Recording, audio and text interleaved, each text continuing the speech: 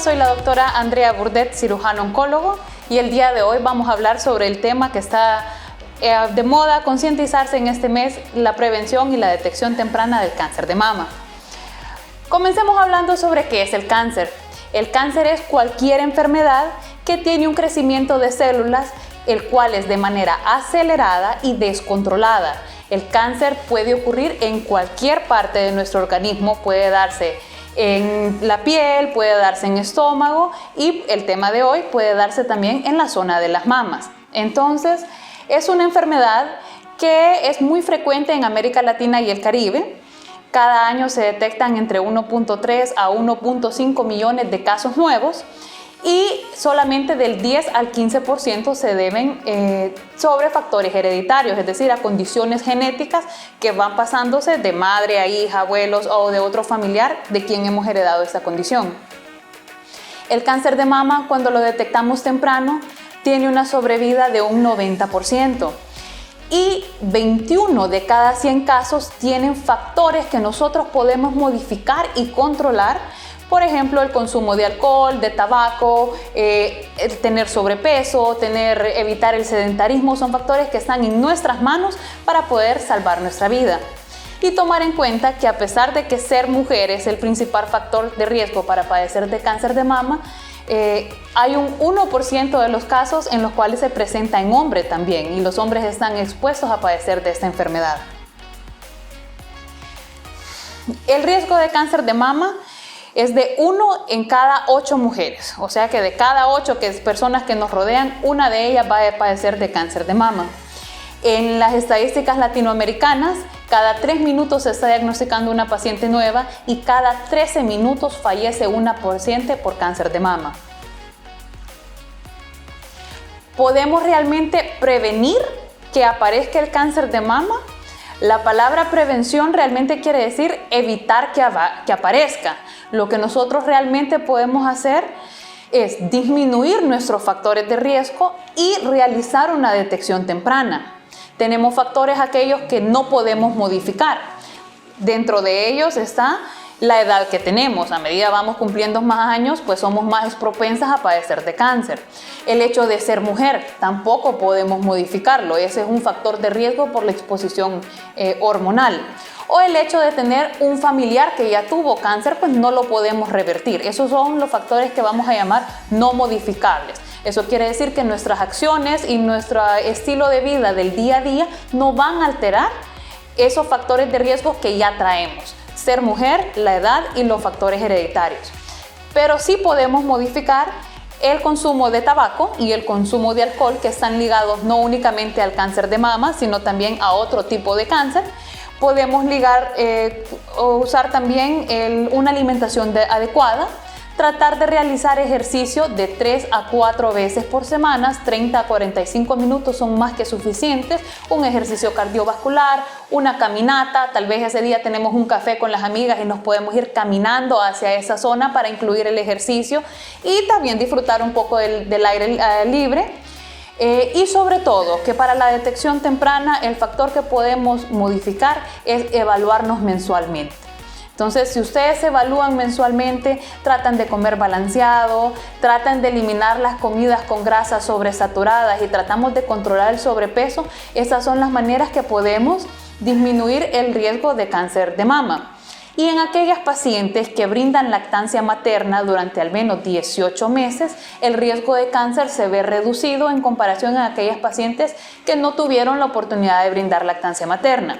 No quiere decir que son 18 meses cada hijo. Podemos tener un hijo que le dimos 9 meses, otro hijo que dimos 9 meses, hasta completar los 18 meses según la cantidad de hijos que tengan, porque esto tiene un efecto hormonal en la mama que se ha demostrado que tiene mucho beneficio, así que es, aparte del cuidado de los hijos, un beneficio para la mujer poder brindar lactancia materna. Para poder diagnosticar un cáncer de mama debemos tener nuestra autoexploración, deben conocerse cada una.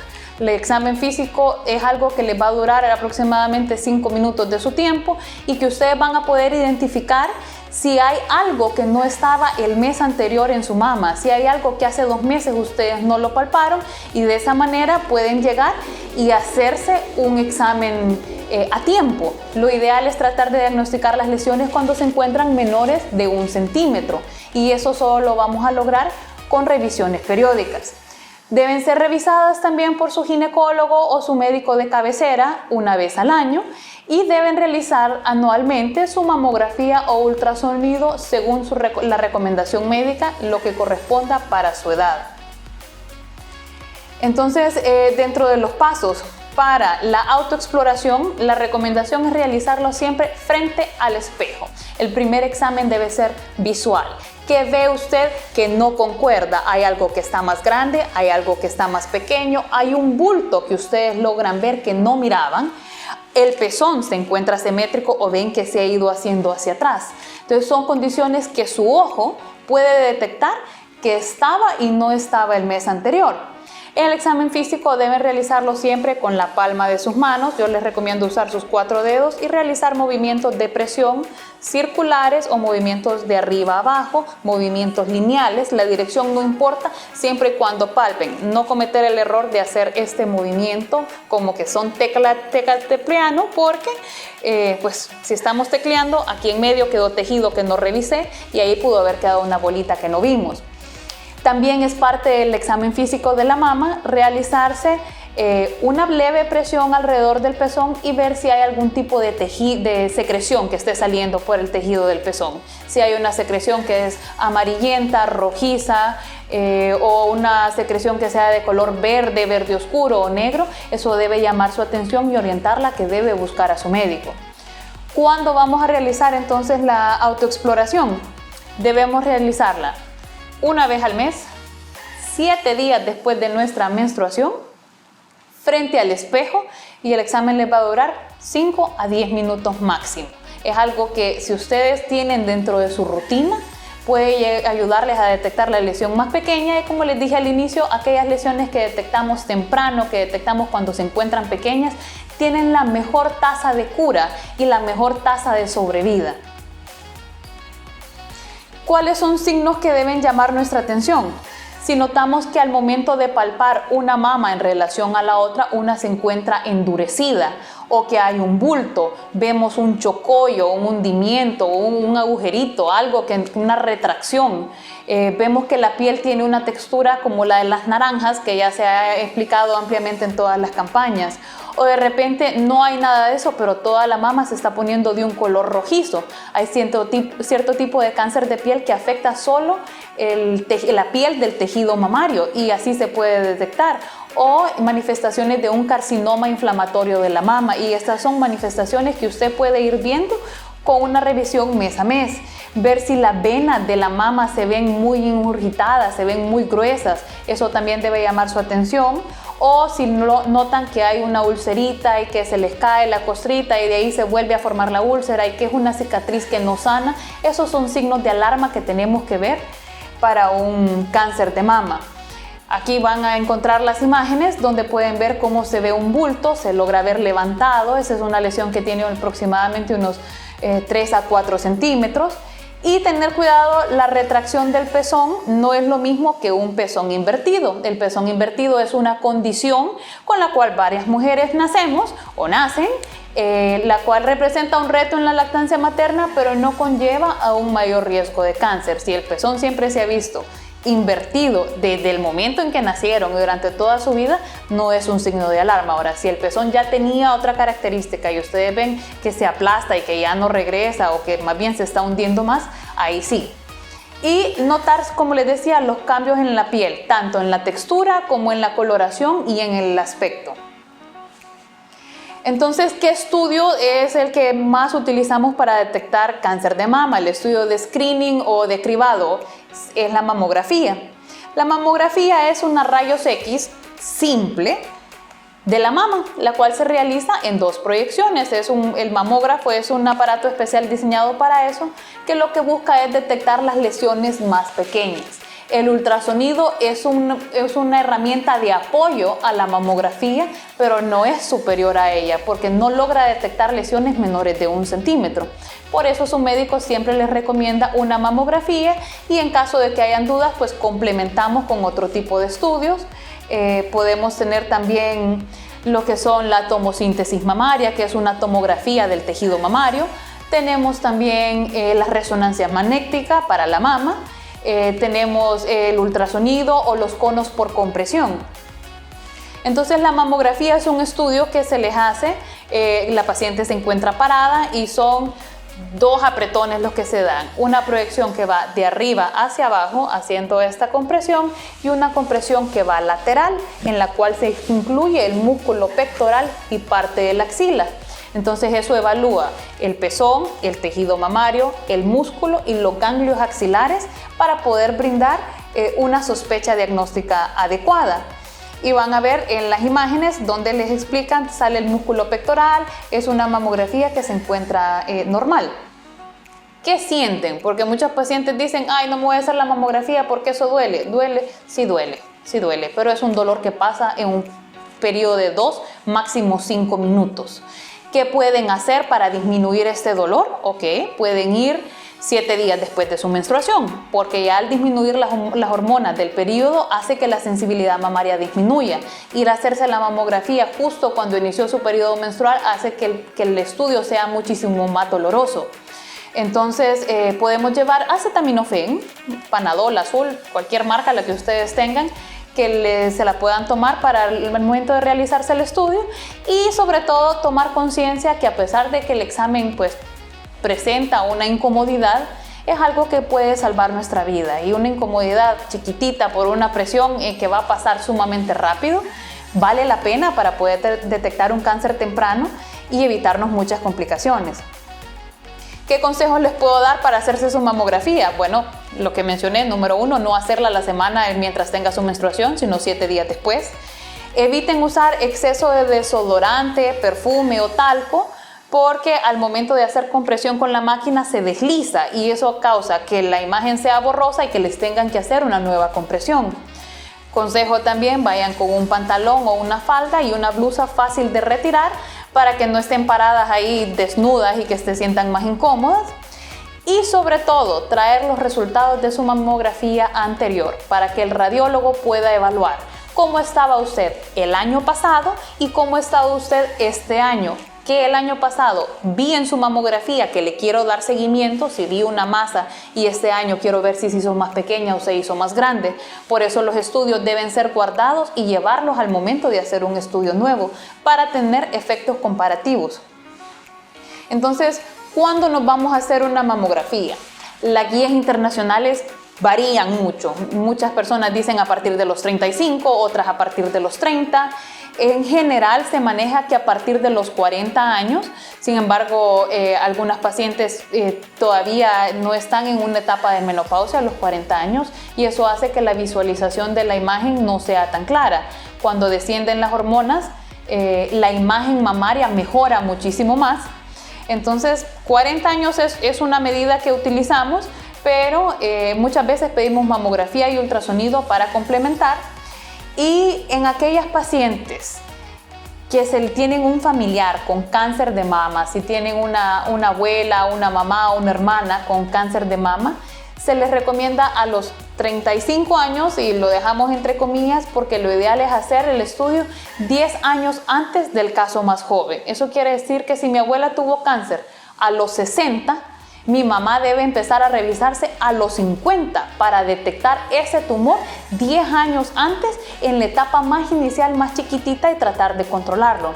Y esto aplica para todos los tipos de tumores, no solo para cáncer de mama. Si hay un antecedente de cáncer gástrico, de cáncer de colon, en esos casos también recomendamos endoscopías o colonoscopías 10 años antes del caso más joven, del más joven que tenga en su familia usted. Si el primer paciente que ustedes tienen debutó a los 30 años con cáncer, desde los 20 ustedes empiezan a hacer estudios de cribado o de screening para detectar las lesiones precancerosas lo más temprano posible. Entonces, ¿por qué es importante una mamografía? Número 1, la detección temprana. El hecho de hacer las mamografías y detectar las lesiones más pequeñas han disminuido en un 21% la tasa de muerte por enfermedad. Eso quiere decir que la sobrevida global de las pacientes se ve mejorada cuando detectamos el cáncer en las primeras 2 etapas. Cuando tenemos una lesión que nosotras la detectamos en un autoexamen, muchas veces esa lesión anda entre los 2.5 casi 4 centímetros de tamaño. Si la realiza en un examen de rutina que su médico hizo una exploración mamaria, probablemente lo pueda detectar entre el 1 a 1.7 centímetros. Con la sensibilidad buscando puede encontrar una lesión que le llame la atención. Pero la mamografía tiene la capacidad de detectar aquellas lesiones que son menores de 1 centímetro. Puede detectar microcalcificaciones y en este es el momento que queremos detectar un cáncer. Por eso la mamografía es tan importante y sigue siendo el gold estándar para diagnosticar cáncer de mama. Quiero hablarles también un poco sobre los mitos. El número 1 era: no me hago la mamografía porque es que me va a doler. No me hago la mamografía porque es que me da miedo que me salga algo. A pesar de que usted no se haga su mamografía, si hay algo oculto en esa mama, ahí va a seguir y ahí va a estar, y cuando yo lo encuentre o cuando usted lo encuentre, ya han pasado varios centímetros que pudimos haber tratado de diferente manera el cáncer de mama. Mucha gente piensa que el cáncer de mama aparece porque se golpearon, porque tal vez el niño les dio con el codo o se golpearon con el palo de la escoba o el perrito les saltó encima y ahí se sintieron la pelota. El cáncer no aparece por un golpe. El cáncer ya estaba ahí y gracias a ese golpe ustedes pudieron tocar e identificar la lesión, pero el cáncer no aparece secundario a un golpe. Otra de las preguntas que me hacen bastante es que si el uso del desodorante o de los antitranspirantes van a ocasionar cáncer de mama. Y este es un tema bien controversial porque ya se hicieron los estudios y hasta el momento no hay ninguna evidencia científica que asocie directamente el uso del desodorante con la aparición de cáncer de mama. Muchos dicen que por los depósitos de aluminio, que porque se tapan los poros, pero ya se hicieron los estudios y todavía no hay ninguno que nos haya dado un dato confirmatorio que el uso del desodorante está relacionado con la aparición de cáncer. También me preguntan sobre el uso de recipientes plásticos cuando los metemos al microondas, porque estas sustancias pues transfieren calor, y aquí voy a ser muy específica. Hay recipientes diseñados para el microondas, diseñados para el calor, diseñados para ser sometidos a esas temperaturas que no liberan sustancias que son llamados libres de BPA, para evitar que esas toxinas lleguen a nuestros alimentos. Se recomienda utilizar esos envases en principal. Los otros envases, por ejemplo, guardamos los frijoles en la panita del ice cream, la metimos al freezer y después va al microondas. Ese no es un envase apto para el microondas y obviamente sí transfiere toxinas, no necesariamente relacionadas con cáncer, pero sí nos puede llegar a una gastritis, a una intoxicación alimentaria. Entonces hay que tener cuidado con el tipo de recipientes que utilizamos. Pero por haber utilizado comida que se calentó en el microondas, no nos va a aparecer un cáncer. También hablan mucho sobre el consumo de azúcar. El paciente que llega con su primer diagnóstico de cáncer, lo primero que se queja es: doctora, ya no puedo comer galletas, me quitaron las donas, me quitaron el pastel, me quitaron todo. El consumo de azúcar debe controlarse porque sí, el azúcar está relacionado con la obesidad y la obesidad sí tiene una relación directa con el cáncer. Pero el hecho de consumir azúcar no va a hacer que le aparezca un cáncer, o el hecho de no consumirla no va a hacer que el cáncer ya desaparezca. Si el tumor está, va a seguir creciendo, usted consuma o no consuma azúcar. También muchos pacientes preguntan sobre si al momento de realizarse la biopsia eso hace que se riegue más rápido el cáncer. Dicen, es que estaba bien y ya cuando lo operaron se le regó. Eso quiere decir que la biopsia y la cirugía son procedimientos seguros que están diseñados para remover el tumor y mandarlo a estudiar. No contribuyen a la propagación del cáncer. Probablemente hay hallazgos que en los estudios de imagen no se lograron ver. Por ejemplo, en una tomografía, al momento de realizar la cirugía, la tomografía aparentemente implica que la imagen está bien, pero ya al momento del procedimiento encontramos otras características que nos dicen que la enfermedad se encontraba más avanzada de lo que se logró ver en el estudio de imagen. El bisturí o la exposición al oxígeno del quirófano, como me lo han dicho, no tiene nada que ver con la propagación del cáncer. El cáncer tiene sus propias características de propagación, tiene su propia capacidad de invasión y de metástasis, y esta no está relacionada con el uso de agujas, de acero quirúrgico o de los instrumentales que utilizamos en quirófano, porque fueron diseñados justamente para eso. El cáncer de mama solo me va a dar si yo tengo una familia con cáncer, o sea que si mi abuela y mi tía no tuvieron cáncer, a mí no me va a dar. Eso es falso. Ya les explicaba al inicio que solamente del 10 al 15% tienen que ver con factores hereditarios. Y eso quiere decir que el 85% se van a ver de manera esporádica. Quiere decir en alguien que no tenía antecedentes, en alguien en que su familia nunca se había presentado un cáncer de ningún otro tipo, puede ocurrir también que aparezca un cáncer. Entonces, por eso no tener antecedentes familiares no quiere decir que no tengamos riesgo. Sí quiere decir que si tengo un antecedente familiar, debo cuidarme más, debo estar alerta, debo hacerme mi mamografía, mi autoexamen mensual. Pero el hecho de no tenerla no quiere decir que no tengamos riesgo de cáncer. La otra pregunta es, aquellas pacientes que tienen mamas pequeñas, pues entonces no tienen riesgo de cáncer, y eso tampoco es cierto. El cáncer no tiene ninguna predilección por el tamaño o por la copa de brasier que utiliza la paciente. Puede aparecer en aquellas pacientes con tamaño mamario pequeño o en aquellas también sumamente grande. Lo que va a variar es la facilidad que tenga el médico y la paciente de detectarlo. Obviamente, entre mayor es el tejido mamario, hay mayor zonas a explorar, y en aquellas con tejido mamario pequeño, pues es un poco más fácil detectar un bulto, visualmente es más evidente. Finalmente, quiero dejarles que el día 19 de octubre es el Día Mundial de la lucha contra el cáncer de mama, y muchas pacientes pues se ven tristes en el momento de tener que realizar una cirugía. Es un diagnóstico duro, no es fácil tanto para el paciente como para la familia. Siempre pasan por una etapa de negación: doctora, pero ¿está segura? Doctora, ¿vio bien la biopsia? Pasan por un momento de ira, de enojo, de tristeza, y luego pasan a un proceso de aceptación.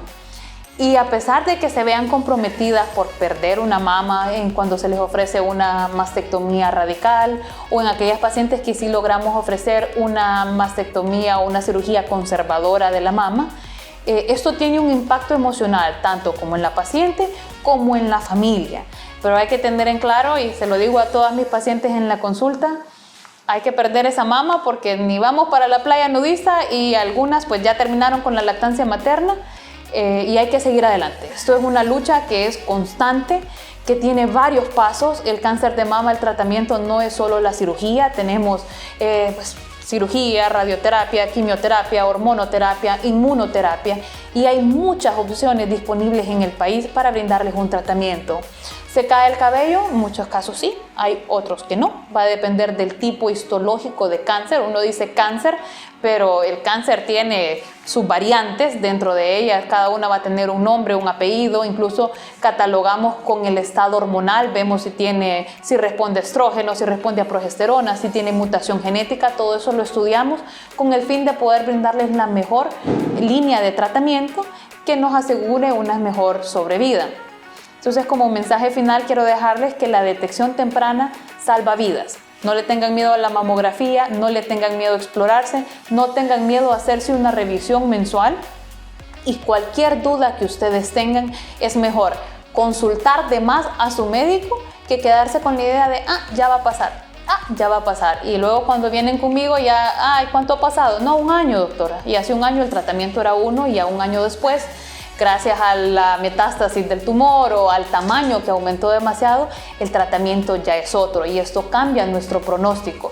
Esto afecta la sobrevida que van a tener las pacientes. Queremos detectarlas lo más temprano posible. Muchísimas gracias a mi doc por este espacio. Queremos recordarles que la detección precoz está en tus manos, en tu autoexamen, en tu evaluación, en tu mamografía. En tus manos está la oportunidad de poder salvar tu vida.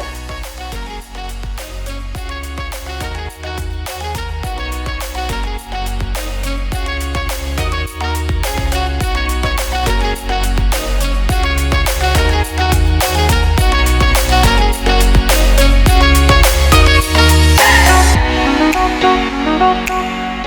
no, no, no, no, no.